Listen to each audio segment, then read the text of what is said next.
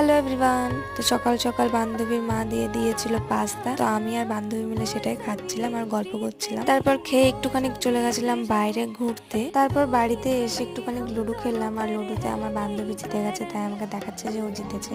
আর আমি সকালবেলা পাস্তা খেতে পারিনি, কারণ আমি বেশি খাই না পাস্তা। তো আন্টি আমাকে আবার ভাত দিয়ে দিয়েছিল, আর আমরা এসেছি বলে একটা দাদু আমাদেরকে মাঠের থেকে অনেকগুলো সবজি এনে দিয়েছিল। তারপর আবার আমার বান্ধবী দুপুরবেলা আমাকে খেতে দিল। তারপরে খেয়ে আমি একটু ঘুমিয়ে আবার রেডি হয়ে চলে গেছিলাম বাজারে, যেহেতু কালকেও রেজিস্ট্রি, তো কিছু জিনিসপত্র কিনতে গেছিলাম বাজারে। আর নেওয়া হয়েছিল একটা ব্লাউজ, আর স্টেশনারি দোকান থেকে চুড়ি আর একটা কান। তারপর তো আমরা মার্কেটিং কমপ্লিট করে খেয়ে নিয়েছিলাম ফুচকা। অনেকদিন পর ফুচকা খাচ্ছিলাম, তো খুব ভালো লেগেছিল। আর বান্ধবী আমার জন্য নিয়েছিল স্পেশালি চুরমুর, যেটা খেতে ওয়াও ছিল। তারপর খেয়ে চলে গেছিলাম সোজা বাড়িতে, আর বাড়িতে গিয়ে খেয়ে নিলাম চা আর বিস্কুট। তারপর আবার আন্টি পকোড়া ভেজে দিল। রাতে বেলা দাদা এসেছিল, তো আমরা সবাই মিলে ডিনারটা কমপ্লিট করে নিলাম। আর এইগুলোই হলো বান্ধবীর বাড়িতে কিছু কাটানো মুহূর্ত।